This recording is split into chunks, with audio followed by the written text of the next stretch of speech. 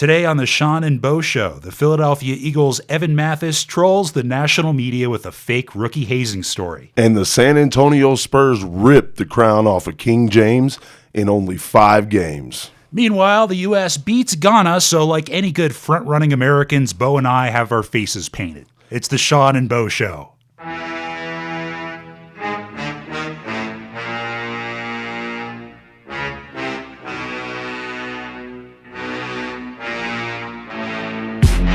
Yes, it's episode 7 of the Sean and Bo Show. I'm Sean O'Donnell, along with my co-host, Bo Greer. What's happening, Bo? Oh, nothing much. Happy to be here yet again for another great podcast in the middle of what I like to call, Sean, nothing really happening in the sports world. It's a sad, sad time of the year. NBA Finals are over. Hockey's over. The only real thing that we have to watch now, the World Cup, maybe some golf, if you're desperate enough, until football season kicks off. It's just sad. Yeah, it is. It's sad. And speaking on that note, this week we lost some very notable people. First of all, Mr. Tony Gwynn. Mr. Padre. Mr. Padre. You may remember him as the San Diego Padre because that was one of the few guys that I ever know that played their whole career with one team. The younger generation out there, you have no idea what it's like to see a guy wear the same jersey his whole career in what we now know is the age of free agency. You have the NBA players making super teams, and in the NBA, now we have ex-players becoming coaches in hopes of landing big talent. So, Tony Gwynn did a lot for the area of San Diego. I remember him when I was playing at UNM. He was coaching San Diego State. He coached them for a few years. I remember Strasburg was actually on that roster when he was a coach. So he came through Albuquerque a few times, and I know that was a big deal. People like to see Tony Gwynn sitting in the dugout. So he's definitely going to be missed in the baseball world. A gentleman had over 3,000 career hits, and he's a Hall of Famer. So when somebody like that passes away, you definitely want to take time to tell them thank you for everything they did for us and all those great memories watching baseball. Something else that's lost is you never heard Tony Gwynn being accused of PEDs. The brother just liked to eat. Yeah. and to that end, I mean, his work ethic was unreal. He was always known as a contact hitter. He could hit any pitch, any location, and he worked really hard to get those skills. So he's definitely kind of a throwback to that era of baseball, and definitely a legend that will be missed. And another death this week. Yeah, for all you radio fans out there and all of us who grew up, you turned your radio on the weekend, you heard the top 40. And just saying his name, Casey Kasem, passed away at 82 years old. You just think about that voice. You can hear him, on Saturdays. I remember right after the cartoons, they'd have the countdown on. I every single Saturday when I was a kid, I'd be sitting in front of the big tube TV watching. He had that career, that job locked down for over 40 years. That one position, America's Top 40, and then I believe it came Top 20. Right. And he was nationally syndicated. And I think I read somewhere some of his stuff is global. Like, they always talk about how some of our things in the media will get around to different generations at different times. And Casey Kasem, he's one of those guys that he's really going to be missed too. Definitely want to say our respects to Casey Kasem and Tony Gwynn. And, let's get off the sad note because at the end of the day, we are front runners and we're Americans and we can't forget about what just happened. USA. Right. We beat Ghana finally. Now was this the 4th try? And I think in about 2 minutes of that happening, U.S. men's national soccer team was the highest trending thing on Facebook and Twitter. Not too surprising there. And now for the next few days, you get to hear all of your favorite sports analysts pretend to be soccer experts and fans. Oh, man, I am going to be so sick of it by the end of the week. We have to put up with it until Sunday. They play Portugal Sunday and then Germany next Thursday. So hopefully they can keep it going. I don't want anything ill. I don't want to give any bad karma to the USA men's football team or soccer team because in the end of the day, we want to win, man. We want to win anything. And you got to watch out, Mike and Mike. They'll probably have their faces painted tomorrow. I could see some of your TV personalities, maybe the late tonight shows, like a David Letterman or somebody, somebody's going to do something. There's going to be some USA scarves involved. Yeah, scarves. You're going to see those. A tie for the president. Yep. Yeah, just get ready, America. You're going to see a lot of people jump on this soccer bandwagon because especially within the corporate world, world, everybody wants to appear to be global. So, you already have your sponsorship with your McDonald's and your Coca-Colas. So let them mess around and win, because we're tied with Germany for first in the group. So you beat Portugal, and you're looking at a matchup of the top two teams, Germany, USA. We got Mr. Klinsmann as our coach. He's a German, I believe, right? Isn't he German coaching the U.S. team. German coaching the U.S. team. So that's going to be a storyline. It's going to get interesting here. But really, I don't know anything about soccer. I just understand when the ball goes in the goal, somebody gets a point. I don't understand a thing about it. It was funny. I was watching my little nephew, who's a great youth soccer player. Nice. He was fixated on soccer, watching the World Cup like I am with football. and that kid definitely knows the game a whole lot. I was asking him questions, how come the goalkeepers wear different like just dumb questions, and he had an answer for every single one. So that's where I've been getting my education. That's good. It's like this generation coming up, it is their thing. And we're going to see a change. It's going to compete with your sports like your NASCARs and your UFCs, where they're going to have kind of their own culture, their own group of followers. And these people, whenever there's big matches going on in the Premier Leagues in Europe, they'll be the people who take off work that day to go to their local pub and watch the match, And it will create its own kind of a counterculture is what I call it, because, it's easy to be a football fan.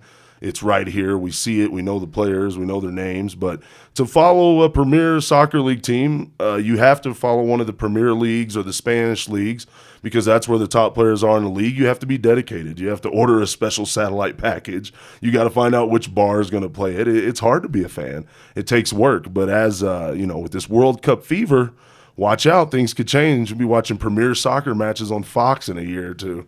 Meanwhile, Bo, as a Pacers fan, walked in this afternoon with a big old shit-eating grin because the Heat lost. Somebody beat the Heat. Oh, finally. It was it really put it out there for all of us who do watch the NBA and follow it, that the West is just a league above the Eastern Conference right now. That 5 games? What did we all sit here and say, 7? I said 6. 6, 7. You and Bab said, and I'm surprised that we were all right. What are the odds of that? The Spurs.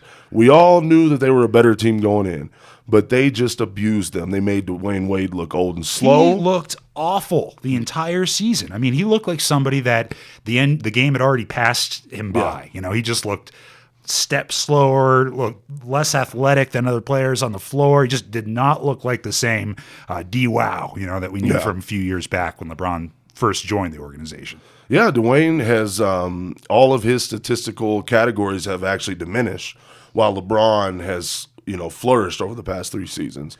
And that's where that gap is coming in. They need to fill that void, and he's going to make it difficult. I don't see Wade just riding off into the sunset, even though that would be fitting after they did just to take one in the rear from the Spurs. I could see him riding off on a big white horse, but it'll never happen because these guys always make it difficult. Tim Duncan's 38 years old. He just won another championship. How about old man Ginobili last night? Old man Ginobili dunking on people. Right on Bosch's face. He's like, hey, Bosch, go shoot threes. Eat this. Go stand in the corner and wait for the ball. You don't want this. You're the softest 7-footer in America. Golly. My favorite part of the finals series, not to jump on the LeBron hate wagon, but the face that LeBron would make every time. Now I call it LeBron face. There's a meme in football. I don't know if you've seen the image for Manning face. Yes. I think this needs to be the new thing in the NBA. And I'm not talking about those stupid fat head cutouts of his face that the fans had in the stadium from when the man was in pain. Oh, yeah. Because that's classless. Yeah. Now, when I say LeBron face, I'm talking about the face he makes whenever anyone steals the ball from him and he doesn't get a call. It's like, you can't do that. Yeah. I'm LeBron I'm the James. king. Ref, I'm the king. Please tell him who I am. I was born an anointed basketball royalty. and interestingly enough, Dwayne Wade makes the exact same face. They both watch it. If you see any highlights of the final series, look for that face. I'd like to make a poster out of it, hang it in my room. Well, the Eastern Conference GMs and the owners need to get together and say, hey, we have to stop designing our teams to beat each other. We need to start beating these other guys, because it's like the Western Conference. When I watch the Western Conference playoffs, you've seen team basketball. You've seen distribution. You've seen offense being set up. Eastern Conference, it was all flash and show. You know, one guy brings it down the court, you're Trevor George, you're LeBron James, whoever it is, he does something really cool, gets by the guy, dunks on him, or shoots a three and makes it, and that's what they live off of. And basketball, I don't care if it's high school, pee-wee, college, or the pros, it shows you got to have a plan. And Popovich goes in there with a plan, and we're now going to always look back at last year's championship and say, hey, they shouldn't have got that. It shouldn't have happened. You know, it was just luck. I mean, Ray Allen, gets that shot off. They hit that, and there they are. They got their championship. But you're realizing now they might have just out-talented them one time, but if they had to play them again and again and again, just like in the regular season, they're going to continue to get beat because they figured them out, and they don't make adjustments on the Heat. If they lose again in the finals next year, LeBron's out of there. He's gone. To the West. Yeah, probably. You got to go to the West, man. That's where it's at. He's got to get out of the Eastern Conference. He's given it a go for, his whole career. And these Western Conference teams, they are better. And notice I say teams. It's like when you talk about the Eastern Conference, you're talking about individuals and superstars. And when you talk about the Western Conference, you're talking about a whole team. That's why I think, Golden State made their adjustments. They want to be a better team. They got a different coach. And another storyline to watch in the offseason now that the NBA is officially wrapped for the year is where Carmelo's going to end up. Some say the Bulls. Dun, dun, dun. Yeah, who the hell knows? I'll tell you one thing. He's not going to Miami. No. He's not going to play third, fourth fiddle. That ain't Carmelo. He's going somewhere where he can shine, and maybe L.A. No, that's not happening. You think either. L.A.? Not till no. Kobe's got to be out of the picture before that'll ever happen. And I don't know, man. I personally, I could see him staying with the Knicks. I'm not entirely sure he's gonna leave, but that's probably the biggest question mark that we're dealing with right now with the NBA. What about the Knicks, though, getting Fisher, and I really think solidifying their shot at having Mr. Durant show up in town? The puppet and the puppet master. That's what you're gonna have there. I mean, just watch out, man. The way the NBA is going and trending and the way they do business, it's like I don't know, when you're in high school and there were cliques, it's what it's becoming. Like you got this clique of guys and they played together, they ran together, they do well together, so they all do business together. And if you're the franchise like the Indiana Pacers, my team, not a lot of things are going to draw those kind of people to Naptown. You're not going to just be like, oh, the Zen Master wants to come to Indianapolis and bring his crew of men with him and win us some championships. So they got to fix that. I think the NBA really needs to look at their model right now because when me and my father talk NBA, it's like you just kind of know you don't have a chance at it. With the NFL, the Seattle Seahawks can win it. The Indianapolis Colts can win it. The Green Bay Packers anybody can win the Super Bowl this year. I don't know if I completely agree with that, but we will talk NFL coming up. Plus, I got to tell Bo about this story. The Philadelphia Eagles offensive guard, Evan Mathis, does a tremendous troll on Mike Florio and the rest of the NFL media. Plus, a little bit later, I got a Bigfoot movie for you, Bo. I'll tell you all about that, give you a little bit of a review, of Bobcat Goldthwait's new fictional Bigfoot movie. So that's all coming up on the Sean and Bo Show. Hey, folks, thank you very much for listening to the Sean and Bo Show. You might have noticed we got a sweet new logo. It's Bigfoot getting sucked up into a tractor beam with a bunch of sports balls and, of course, some beer. And we have Punstrosity Design to thank for that awesome logo. If you need a logo for your business, your podcast, T-shirt design, anything like that, these guys can help you out. And they accept cryptocurrencies. That's right. You can pay them in Dogecoin. So, again, if you have any ideas, they're very creative people. They'll work with you while they're making the design. They'll show you what they're working with, and if you don't like it, they'll change it. They're just great to work with. Very good communicators and very reasonable too. So if you do have a need for a logo or a T-shirt design, definitely hit them up. Tell them you heard about them on the Sean and Bo Show, and their address you can reach them at is Punstrosity, PUNSTROSITY @gmail.com. Back to the show. Welcome back to the Sean and Bo Show. Good news for Michael Sam, huh, Bo?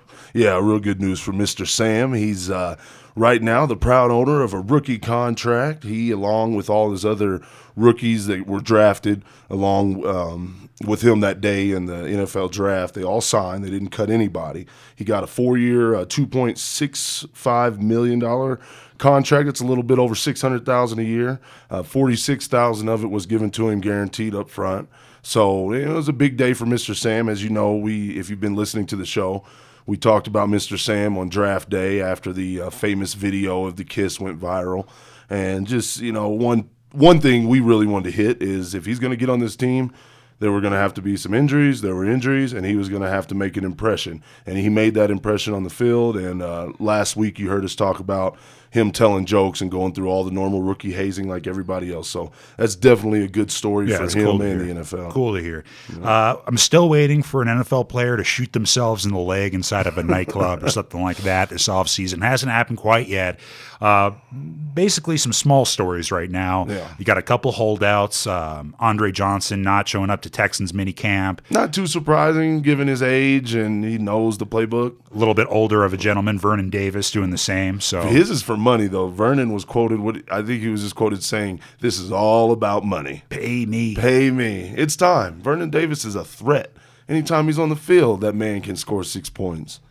I don't know how many tight ends you know that can grab the ball across the middle and turn a 10-yard slant, a 7-yard slant into a 60-yard touchdown in a sprint. That's a bad dude. Oh, it's easy, Bo. That's a bad Apparently man. you haven't seen me Pay ball. him. We got to get the flags out. A little flag football slant competition. See if Sean can break away across the middle. 2 Albuquerque podcasters have died of heart attacks. Man, you know how many guys I know have hurt themselves? We always have that battle. You get to talking, watching games on Sunday, and somebody starts talking about slants and catching the ball. Oh, they kill me when they catch it across the middle and they don't get up the field.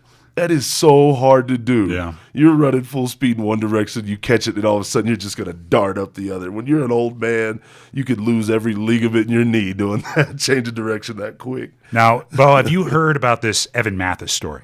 No, Okay. you were telling me about it. Yeah, let me lay this out for you. It's pretty hilarious. Evan Mathis, who is the offensive guard on the Philadelphia Eagles, who, by the way, looks exactly like Ogre from Revenge of the Nerds. Remember this? Get those nerds! Nerd! Nerd! Yeah, that guy. Anyway, he got himself into a little bit of a story here. It all started off 2 weeks ago. And what happened was the Philadelphia Eagles, Lane Johnson, who's a second-year player, tweeted out a picture of a tab from real fancy joint in Philadelphia, Del Frisco's, 17,747, and the tweet read, "Rookie dinner." So several national news outlets ran with this story, got up on their moral high horse and, oh, these vets shouldn't be doing this, rookie hazing after, Jonathan Martin and Richie Incognito, this culture has to stop. So they started with all this moral indignation. And, well, what they didn't know, apparently, was that it was Lane Johnson's idea. He said, quote, "It was my idea. I wanted to keep the tradition of rookies taking veterans to dinner going. I didn't get a chance to do it last season. Besides, I didn't pay the whole bill. Some of the other veterans chipped in." And he also added that in the previous season, the veterans would take the rookies out to dinner every Thursday night. So it was just kind of in keeping with tradition. And so meanwhile, they're getting lambasted by the media. Mike Florio of Pro Football Talk had a bunch to say about it. And sensing this perfect opportunity, Evan Mathis took to Twitter with another picture, this time of another receipt from Del Frisco's, although it was like $64,000 tab, all kinds of, Dom P, bottle service, all this different crazy extravagant stuff. And his tweet read, "Teaching rookies a lesson." So he's kindling this fire of outrage, and he got it. And all of a sudden, they were calling the Philadelphia Eagle veterans monsters, and again, this quote-unquote culture has to stop and all this stuff. So he lets these folks go for a night, and then the next morning tweets out a picture of his setup. It was a staged photograph. In the photo, he showed like a fork and like a real fancy red tablecloth and the receipt for the bill. So it's a panned out photograph. It shows that the red tablecloth was a red polo shirt on the table. Oh God! And he had photoshopped this receipt. He had printed it out, and he like unfolds in the picture. And so now he got everybody good. He trolled the media, and Mike Florio was not at all happy with this. Okay, so he wrote a column, and he said, "Good one, Evan. Now grow up." Quote, "Whether it's lying to one reporter or lying to them all, the lesson is that no one should listen to anything Mathis ever has to say if he's going to continue to engage in the pro athlete equivalent of having pizzas delivered to his next door neighbor. That's hilarious. when you're 12. Regardless of what any players or fans think of the media has a job to do just like everyone else. What Mathis has been doing is no different than a member of the media standing on the sidelines and shining a laser pointer in his eyes as he's trying to prepare for the snap. That's also hilarious when you're 12, end quote. And of course, he couldn't let this alone. So Evan Mathis went back on Twitter and he said at Pro Football Talk, "Hey, Florio, the lesson was to not jump to conclusions with little to no info like your site did with Lane's tweet." Awesome. I love it. Nobody fact checks anymore. You have stories running on CNN and Fox, and nobody even knows what's really happening. You'll see it where they break in and they're like, "Oh, breaking news, shots fired in a parking lot." And they have no idea what's going on yet. It's just, they're going to start talking about this story. They'll start talking about how many Chuck E. Cheese's are in the area, how many public schools are in the area. It's like, get over this. Rush to be first and rush to put it out there. I'm glad that he did this. I think it's hilarious. There's sure more people out there with a sense of humor. Florio, you need to calm down, man. He got him so good. You mad, bro? That's what you should have tweeted at him. Yeah. Like, just do your calm job. Down. Like, fact check, do a little background on these stories. And that just shows, too, that we are at this point of the year where we don't have anything to talk about, that this thing did pick up the media storm that you're talking about, the fire. And now it's literally, it creates its own thing. So now when the NFL season does get here, you wonder, are there going to be some copycat criminals out there in the NFL? Oh, I hope so. This would be great, man. Like maybe Peyton Manning, he will send some pizzas to the neighbor because he owns Papa John's, and that'd be hilarious. Should send some to Mike Florio. Yeah, send them to Florio. There you go. All right, Bo. Well, speaking of having nothing to talk about, I've got something for you. It's a new Bigfoot movie. I got a little review for you coming up. And strange part about it, it was directed, might have been produced too, by the famous 80s comedian Bobcat Goldthwait. Yes. Apparently he's into Bigfoot. So I got that review for you coming up. It's the Sean and Bo Show. Thank you for listening to this show religiously like we know you are. And if you want to help us out, tell a friend, tell a coworker, tell a teammate. We don't care. Help us grow the show. When I talk to people that do listen to the show, they tell us we want video. And if you want to see those things happen, we need sponsorship. So get out there, tell people to contact us at Twitter. That's at Sean and Bo Show. That's at SeanandBoshow at Sean and Bo Show. And you can be listening to the show on Podomatic at seanandboshow.podomatic.com. That's seanandboshow.podomatic.com. Thank you. Hey, everybody. Welcome back to the Sean and Bo Show.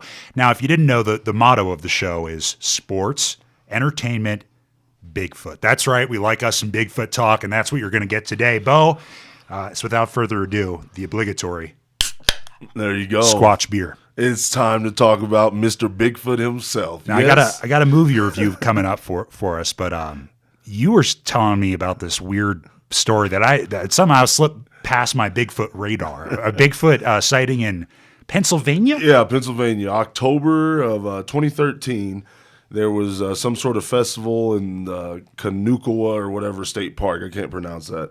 But a gentleman's coming back down the road from the Hikers Festival where they had just hosted a Bigfoot calling competition. I don't know how you judge a Bigfoot calling competition. I'd be interested to watch one, though. And in the way back down the mountain or the hill or whatever, he sees this object in the woods. He films it. He photographs it. CBS Pittsburgh picked the story up last year, and we just recently found a horrible video on YouTube where this kid just butchers the whole story. He has like the worst reading skills known to man. You got to go find this. Some goofy buckaroo hat on. Good God. Yeah. But, it's alive. It's out there. I'm waiting for new sightings. It's summertime, so there's more people going outside, going camping. This is the time of year I always troll the internet looking for that story where somebody was hiking over the weekend or went camping and they saw UFOs or heard Bigfoot in the woods, because he's out there. He's going to show himself. I've actually heard that they've had some sightings here in New Mexico up by like the Red River area. Maybe we should go hunting up there one of these days. Hey, I'm down. The wife is actually wanting to go up around that area, and I know there's a lot of good fishing up there. If you want to do a Bigfoot expedition, let's do it. I mean, I want to be for real. Like, I want to have the T-shirts. Like, I like the people who go you tell everybody while you're in town. You roll up, you have like magnets on the side of your car, Bigfoot explorers. Like we're hunting for Sasquatch. We're experts, people. Yeah. Please give us some room. Yeah, look at this guy's shoes. Look at my feet, and they'll be like, well, because that's one of my friends always. I was going to say, that. man, you better. I'd say you shouldn't go to any kind of Bigfoot calling competition with a bunch of rednecks around. You might get shot if you're standing in the woods, or somebody's going to throw a net over you. I got him. I do that for fun. Like when I'm near a muddy bank or something, I'll take the shoe and the socks off. I wear a size 17, ladies, just 16 and a half, 17, depending on the make of shoe. And with my weight, I can make an impression in the mud. It looks like Bigfoot came down to take a leak in the side of the water. It's great, man. No, I've heard some experts talk about how, because of the way the weight is distributed on a human foot and the way apes stand, it's real easy to tell the difference. Yeah. So I don't know. You might have to work on your technique a Yeah, little bit. I'll definitely. Yeah, any type of Bigfoot expert would know right away. And that's why I always get caught up on the whole Bigfoot deal, is because we know what our footprints look like. What they recover out there, those ones that the scientists and the anthropologists and all the people get together and look at, and they can't place it. That's why I think he exists. It's not anything, these silly videos that emerge where it looks like somebody's wearing an ape suit and walking on all fours, or, Will Ferrell, the one he did, it was hilarious, where in one of his movies, he acts like the ape. It was Elf, where they spotted him in Elf. He's walking in the Central Park Right. at night, and he's doing the classic Bigfoot walk, and it's like, you can spot that. But for me, what does it are the impressions. And when they find hair samples and DNA samples that they can't place to a known beast, what's out there, dude? What is it? Well, like I've said before, man, you go for a hike in the woods, you're not going to see too many mountain lions. No. And they're not. I mean, they're intelligent, but they're not. A mammal.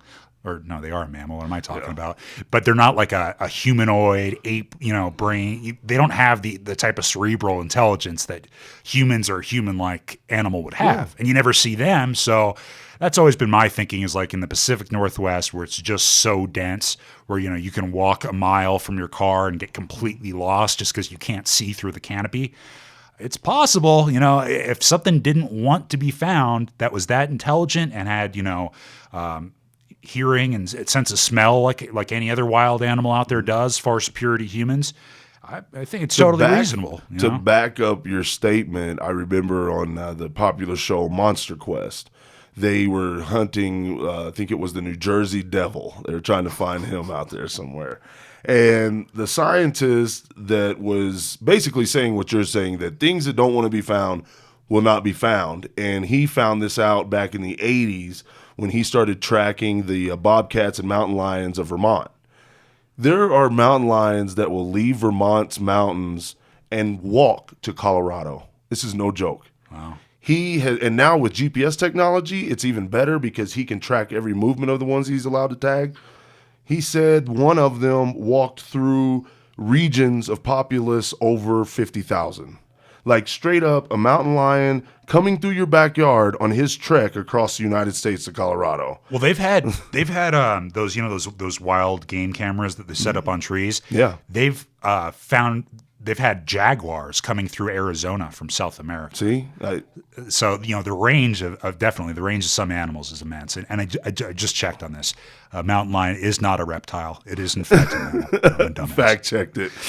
All right. So gather around the kids, Bo. There's a new Bigfoot movie out, and this one's, it's fiction, but it's kind of interesting. The name of the movie, Willow Creek, I think it came out a couple weeks back. You can find it on the Google Play Store. I think it's like $6 to rent for the night. Directed by, like I said, Bobcat Goldthwait. And what it is it's one of these found footage movies, like think Blair Witch Project, where you found somebody's home recording. So it follows this guy and his girlfriend. It's the guy's birthday, and what he wants to do is return to the area where they took the famous Patterson footage of Bigfoot up in California. So it's like them making this little like mock documentary, all cutesy, and it has a great ending. Kind of tense. It has a very long take where they're in a tent towards the end of the movie, and I wouldn't recommend watching it out in the woods. You'll start to hear some things knocking wood, but overall, acting kind of sucked. The guy was No gun, right? They had no No, gun. of course not. Why would you have a gun? They hunting never have Bigfoot? guns. Nobody ever has guns, man. But the guy, I have to admit, I was really rooting for him to get mauled by Bigfoot. I was hoping they were going to show that because he's just not likable. But I give Bobcat some credit. He made some very creative choices. It's one of those movies where if you pay real careful attention, they're kind of clues and like they foreshadow the ending a little bit. It's like if you watch the beginning real carefully, you're like, oh, okay, that's where that was. So I give it ordinarily a normal movie of a small indie film like this. I'd maybe give it a 4 out of 10, but because it's Bigfoot related, I'll bump it up to about 6. There we go. 6 out of 10. It's worth the watch. It's fun. It's a fun summer movie. You can watch. No, I'm gonna check it out. It doesn't have any foul language or anything, so you can watch it with your kids, scare the crap out of them. Yeah. I would like to see though. I won't give you any spoilers because I know you've yet to see it. But what I would like to see is Bobcat and a major studio get together where they've got some real money for special effects. Yes. Because that was one of the things that was missing from this movie is, they were obviously dealing with a very low budget. So I think that when they make a Bigfoot movie on the scale of something like Godzilla or just any other big release I'm still watching Harry and the Hendersons. Like, seriously, me and my kids, we have that movie. We watch it. I love that movie since I was a kid. I probably should give my Bigfoot enthusiasm and all my love for the hairy creature to that movie because we watched it a lot as kids, and now my kids are addicted to it. So please, somebody out there listening, if you know anybody in the studio game, give them a deal because I am sick of the action heroes, the Marvel. We're doing that too much. We're gonna get another set of Transformers, and like every horror movie is like the same, like the girl with the hair, and the zombie outbreak. It's like it's been beaten to death. I think they should return to making some good monster movies Bigfoot, like that. Swamp Thing, werewolves, like good old fashioned American creatures. All right, that's going to do it for the Sean and Bo Show. For Bo and I, if you do see an NFL player walking into a nightclub, feel free to hand them a pistol with the safety off. We need a story For us. Just do us that favor. It's the Sean and Bo Show. Tip your pizza man.